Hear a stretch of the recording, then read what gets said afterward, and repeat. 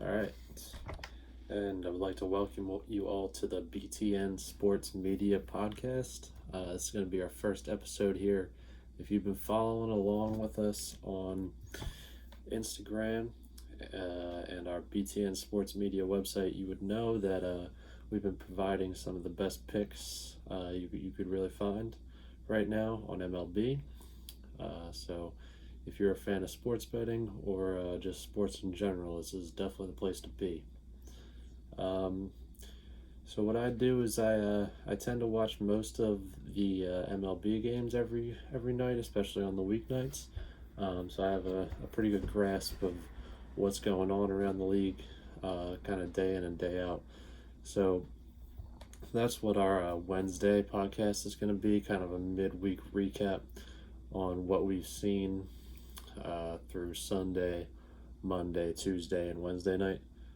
Here at about 4 a.m. Eastern time, right, recording this. Just watched those games a little bit earlier, ending with the White Sox and Athletics.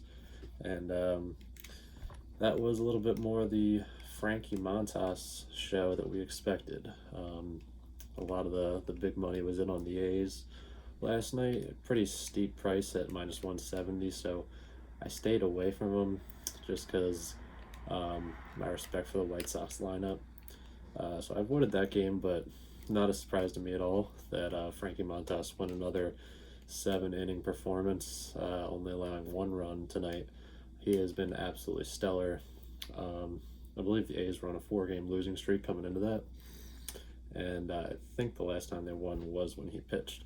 Ever since Chris Bassett went down, he has really stepped up for them. Shockingly, the A's are actually losers of, I believe, 15 of the last 20, if I'm recalling that correctly. They really went on a slide out of nowhere, and Toronto coming out of nowhere. I thought they were dead in the water. If you look back on some of the articles I put on BTN Sports Media, they had a little stretch where they were producing about 3 runs a game, and I really did not see them getting back together like they have. They're absolutely rolling. I believe they won 9 of the last 10. Destroying the Yankees. Took the first 3 from them, but it's not as surprising now that you see the shape that New York is in recently. Really struggling to put up runs. A lot of strikeouts over there in New York. So something I think we can keep our eyes on is that Blue Jays lineup, because absolutely exploding. I think in their recent run, averaging over 6 runs a game, and then season-wide trend averaging about 5.5 runs a game. So all season long they've been producing runs. They just went on a little bit of a dry spell there where they were only producing 3, lost a bunch of games, looked like they were out of it. Now they are 1 game back of that second wild card spot from the Yankees. So yeah, Blue Jays are hot. Yankees on the decline. Red Sox just always seem to find a way to hang around. They come up with a super clutch win tonight. Lost their first 3 games against the Rays. Not where you want to be, especially when you're losing those games in Fenway. And the first game of the series, you had a 7-1 lead. Absolutely devastating of a loss that was. And losing those next 2 games was not too great either. But tonight, crazy home run by, I believe it was Hunter Renfroe. Let me double check that.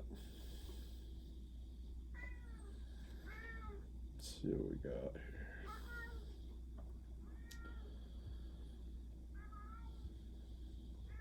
Yeah, as Renfroe blasted it over right out of the park over the Green Monster. And that was there in the bottom of the 8th inning. And that was a scoreless game all the way through the 8th. Who was it? Yeah, McClanahan pitched pretty good for the Rays. He only went 5 innings, though. And then Eovaldi went 7 for the Red Sox. He has been pretty good at shutting down the Rays lineup that most people can not even come close to shutting down. as you know, based on the recent Rays run. So those are probably some of the more interesting series we've been dealing with. Rays and Royals and Orioles played a hell of a game. Usually wouldn't talk about them too much, but the Royals were up 6-0 going into the eighth, and the Orioles rally for 9 runs in the bottom of the eighth. Most runs they've scored since 2015. So that's kind of cool for them. Reds and Cubs. Reds, I think, should have been able to pull this one out. They blow the loss to the Cubs. Jason Hayward came up in the 10th, hit a 3-run shot off of Brock, the reliever for the Reds. So tough night for Brock. Left one over the middle for Hayward. As you know, the Reds and Cubs are always a pretty beefy rivalry, so I'm sure that Wrigley was feeling a little charged up tonight. Brewers and Phillies. Looks like that one was pretty tight all the way up until the 6th inning. It was a 3-3 ball game, and Escobar got a solo shot for the Brewers. That just about takes it home when you got Josh Hader and Williams sitting in the bullpen for the Brewers. All you really got to do is bring them in, and the Phillies lineup wasn't able to figure them out. So into that went, we could see the Braves took a loss to the Nationals, 4-2. They just weren't able to put up any runs. And Padres and Angels played a pretty high scoring game, came out to 8-5. And the Padres actually scored all 8 runs in the 2nd inning. So yeah, that was definitely interesting too. Let's see what else we got. Mariners and Astros started off the day with an 8-5 game. That one goes all the way into the 9th. It was pretty tight. Seattle puts up 4 in the 9th to kind of put that out of reach for them. So that was a good win for Seattle. They're always they're still sticking their head around, not giving up. Giants put a little beat down on the Rockies in the 9th inning.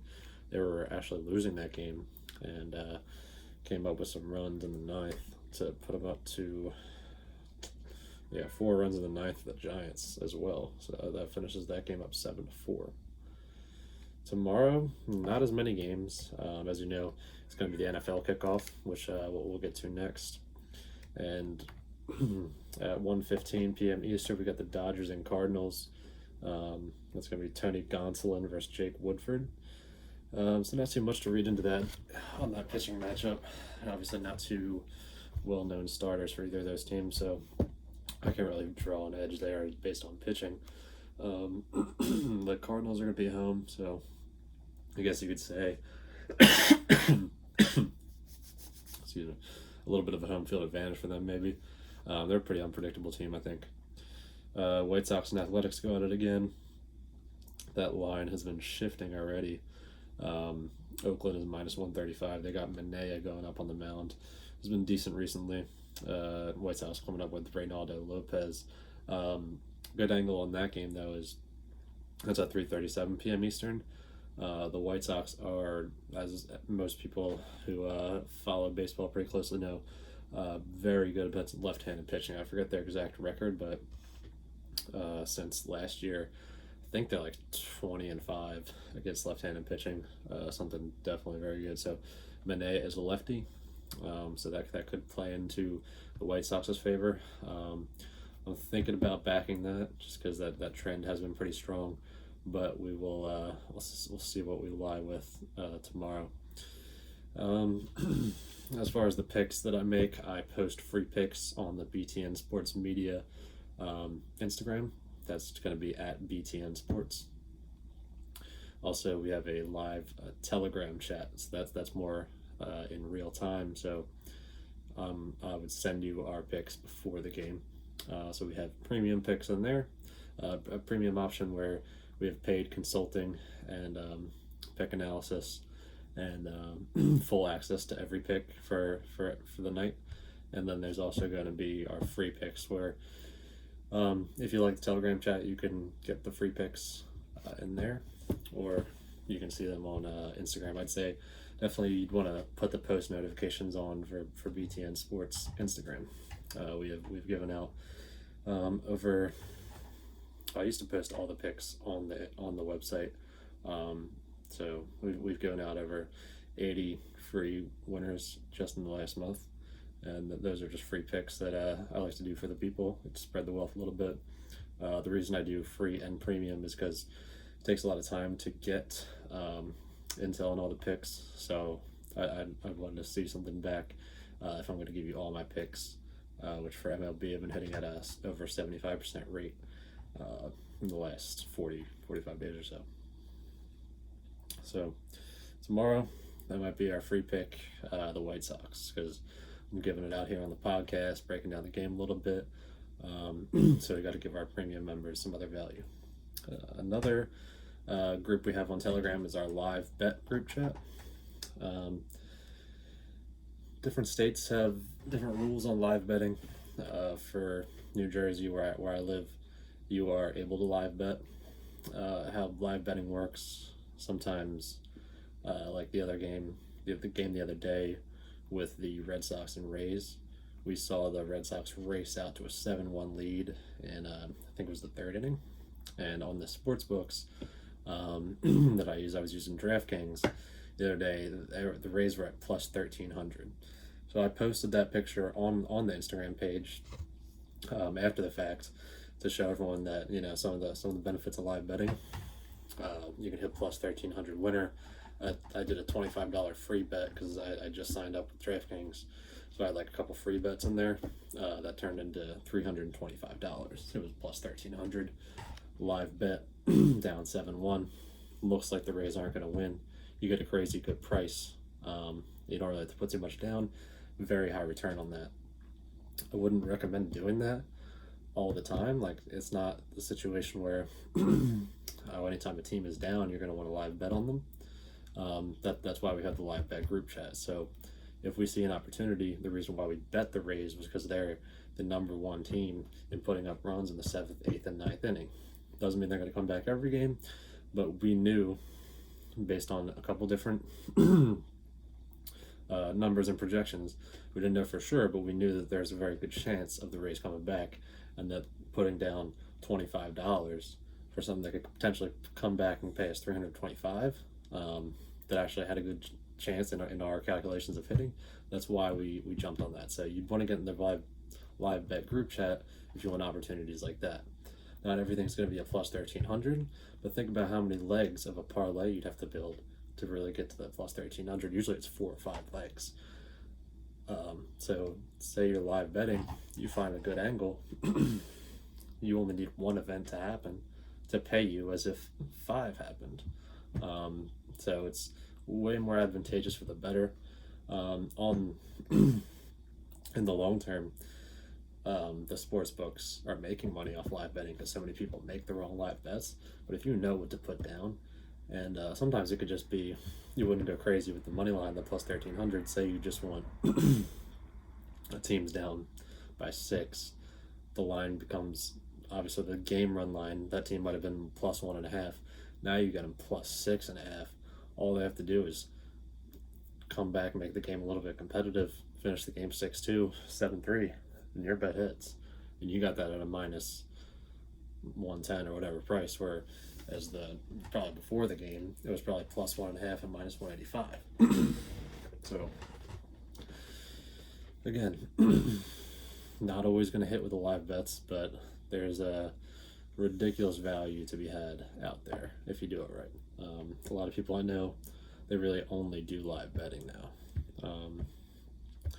There's always going to be the advantages of picking before the game, but sometimes the live bet is kind of the way of the future, in my opinion. So that's why the live bet group chat is worth it. We've already had multiple winners rung up in there. I send out the alert to your Telegram group chat.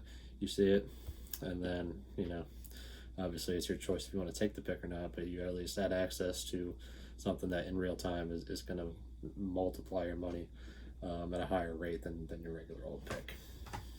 So another thing about my picks, about the max, I'll give you guys is minus 150. Anyone can say, like tomorrow, the biggest line is the Braves, minus 216. They absolutely own Eric Fetty. We'd probably want to go with Braves minus 1.5 if we were to bet that. It might not be part of the premium picks or not when I would look more into it, but anyone could just say Braves money line minus 216. You're going to have to put $216 down just to get 100. If the Nationals show up like they did yesterday, then you're out 216 and you only would have made 100 anyway. Not really the best for you. So yeah, that's kind of what we're looking at for tomorrow. Just examining these games. We got Blue Jays and Yankees. It's going to be another great game. Jose Berrios versus Nestor Cortez. You got the Rockies and Phillies. Rockies coming over to Philly. Antonio Sensatella versus Ranger Suarez. We also got another game between the Indians and Twins. So that should be a good one. Now, for all my NFL fans, let's get into it.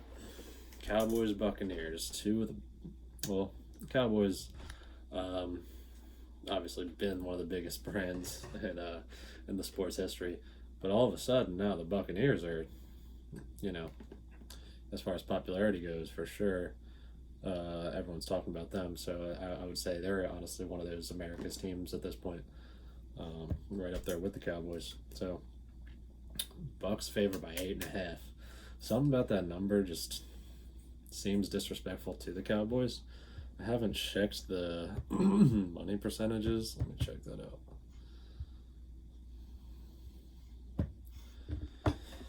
Let's see who is getting more of this money.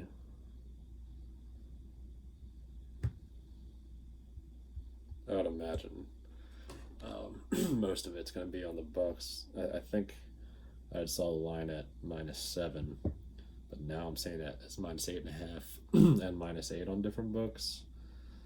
But obviously the kickoff game is going to be one of the most bet games, so that'll be something to monitor. Okay, Dallas plus 8.5, +8 here. See the line movement.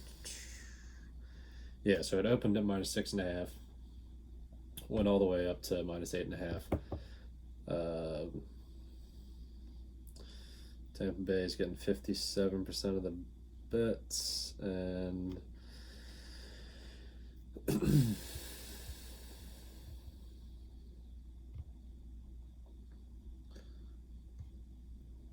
it's not showing me the money right now. I think I gotta update my upgrade the Action Network app to get access to the money percentages.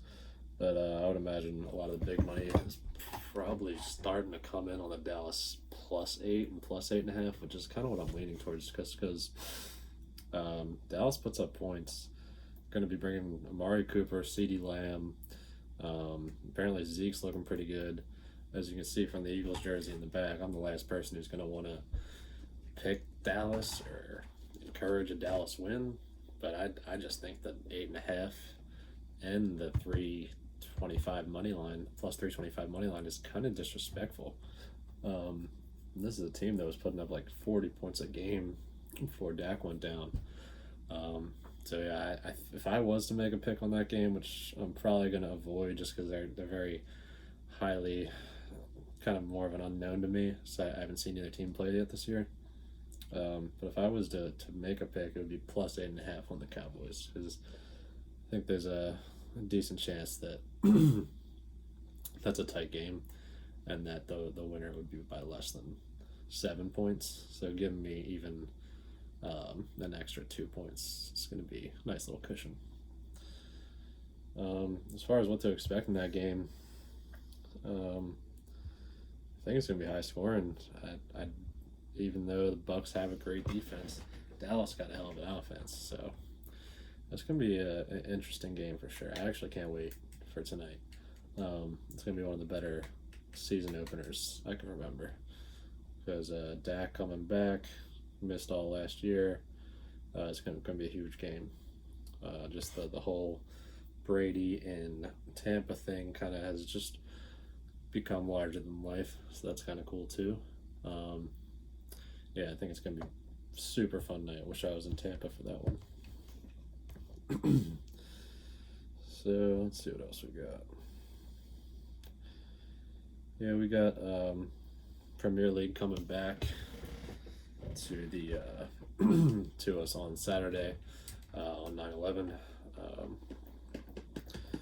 Tribute to all our fallen soldiers, but that'll be on Saturday. Well, civilian soldiers, everyone who was took part of that. And then, yeah, Saturday, 9/11, Arsenal and Norwich, kind of the toilet bowl, if you ask me. Leicester and Man City should be decent. Man United and Newcastle will be the return of Cristiano Ronaldo. So I'm sure a lot of our soccer fans will be interested in checking that out. Watford and Wolves will be pretty interesting. Chelsea and Aston Villa, I think Chelsea should be able to take care of business there. We will come back to the Man City. We'll come back to the Premier League picks on another episode. I'll either release that tomorrow or on Friday. But yeah, that'll be our MLB Wednesday recap and Thursday preview, as well as our Thursday NFL football preview. Definitely glad for any new listeners as we get our podcast started. I was going through and writing articles for things, which I still might do, but just the amount of time it was taking me to write an article, I was kind of falling behind because I had so many things I wanted to talk about. As you could tell, I tried to go through every game with you guys to kind of give you some breakdowns and some angles on it. So if you enjoy the podcast, we have donation links available. Just helps me to pay my staff and my contributors and help as we get the brand started.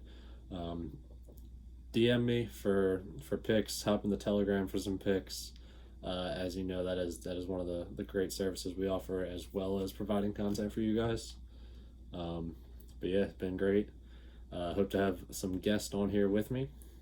So reach out and DM me if you might want to be featured on the podcast. We welcome any of those with new takes and analysis to offer for us. So that's it. Hope everyone has a great Thursday, and get in touch with me if you have any questions. Yeah, have a great one.